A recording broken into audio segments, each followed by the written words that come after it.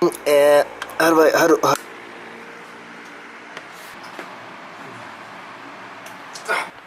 Welcome to another episode of... No, wait, no. Welcome to another episode of... See Asia. The whole point of this channel is actually to show you my experiences around the world, especially in places like... Focus. Come on. This area of the world, yeah. That's right, Asia. So, today we're gonna be talking about my trip to the Middle East and how I felt about that. Start off with, come on. No, that's not a good map. This is a better map. It's color and stuff. Okay. Okay. So, my visit to the Middle East, I went to Egypt, that place there, Israel, Palestine, Jordan, and Turkey. Yeah. And man, was that a trip.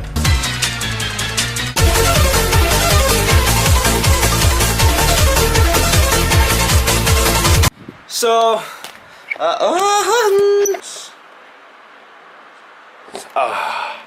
well, there's a lot of misconceptions about the Middle East. First of all, that the whole place hates America and that there's bombs everywhere. I've seen in this video that I'm gonna play right.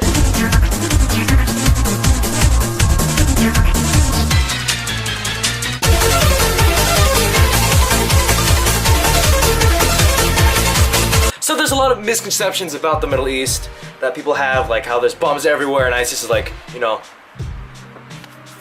they're taking over that place of the world. However, that isn't really at all true, because places I visited were very nice. So like countries like Turkey, Israel, Palestine technically, and Jordan. Those places were really nice to go to. In fact, yeah, no, they're actually not. I can just say they're really nice. People there are nice. They're very hospitable, and they're very fun to be with. Oh, also, technically, Morocco is part of the Middle East Arab part, but it's not really part of Asia. But we're still gonna get that in because I have no more content to talk about. So let's actually talk about the culture there.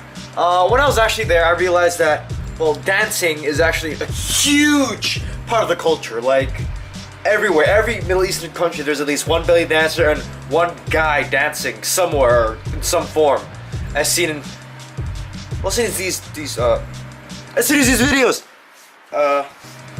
And I was shocked, you know, because when you think of the Middle East, you always think of, you know, killers, these scary men with guns, like real guns, trying to shoot you, like everywhere. Not all countries in the Middle East were. I was shocked to see that not all countries in the Middle East were actually under Sharia law. Countries like Turkey, Israel, Tunisia, Morocco, Kuwait, apparently, and Dubai were actually more secular and allowed people, like, you know, women not to wear the hijab. It's not required.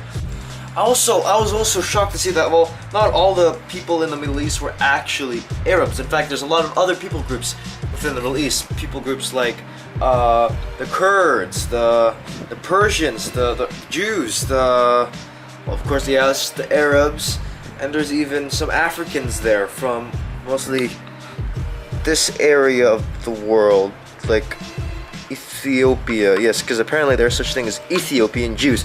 Yes, Ethiopian Jews. You heard me right. There is such thing as Ethiopian Jews. Another thing I was shocked to see in Israel was the abundant amount of Indonesians. Like, everywhere you'd go, there's people in Israel who could speak Indonesian. In fact, they have a Hebrew word for Indonesian now, Indonesia, or something like that. Please correct me if I'm wrong. In fact, most of Israel's, like, income for tourism comes from, that's right, Indonesia and, you know, the Philippines, of course, but mostly Indonesia.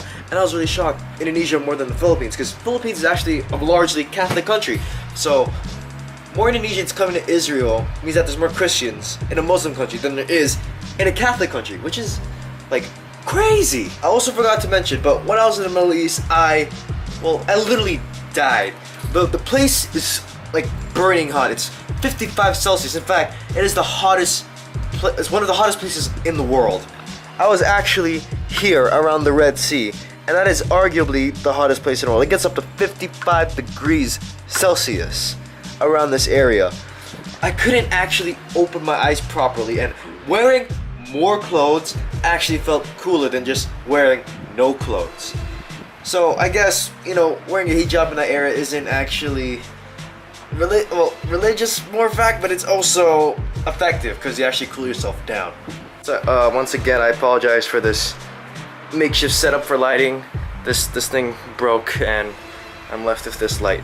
Ooh, is this also, so when I went to Israel, going back to my trip in Israel, I actually visited Mount Sinai, and the hike there was amazing. My family and I, we rented a few camels to go up to the top of Mount Sinai to see, you know, just to have a feel of what Moses actually did during that time. And well, it was beautiful. Like, honestly, it was amazing. And going up there to a place which you read in the Bible is kind of surreal, because, you know, you read about it your whole life, and going there, it's like, wow, he was actually here. However, when we went to the top of the mountain, we couldn't actually go to the peak of the mountain because it was already very dark. And going up there, you know, there's a lot of you know, narrow cliffs, and the stairs were actually not properly made. They're actually just, you know, rock formations that kind of help you go up to the monastery that's on top of the building. However, we couldn't go because it was way too dark. So on our hike down, it felt really like, how do I say it? It didn't feel real because I didn't feel scared, and usually I'm terrified of the dark.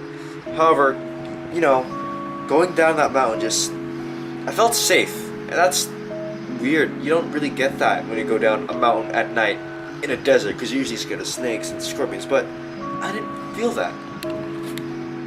After going to Sinai, I actually went to Jerusalem and the border where Palestine and Israel meet. I was really shocked because there's a lot of walls, like, just, you know, circumnavigating this region, and I didn't know which part of it was actually Palestine, which part was Israel, until I looked really closely.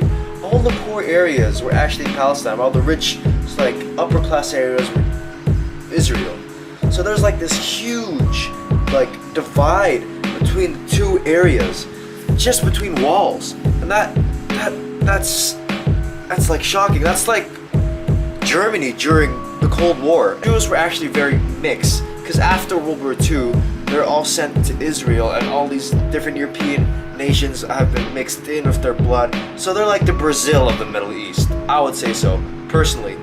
But you can't really say that because the Middle East is a crossroads between Europe and all of Asia. So everyone in this region of the world is basically mixed. The Middle East, most of it, yes, it is arid.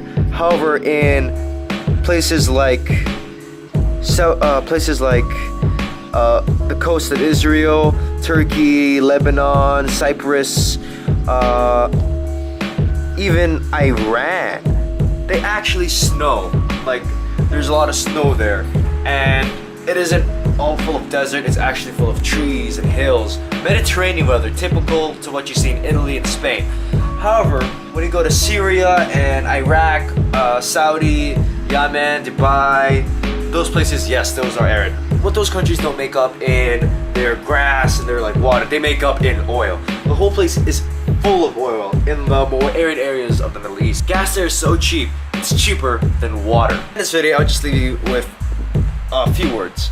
The Middle East isn't all, like, evil. It's not full of evil. It's not an evil place full of evil people. It is a place full of controversies, true, but the people there are nice. They're just human beings like you and I. However, it's just a shame to see that, you know, terrorist groups like ISIS, Al-Qaeda, the Taliban have taken over the place and, you know, just caused it to fall apart. I'm gonna end this video now because it's actually 12:27 in the morning and I'm tired. Good night!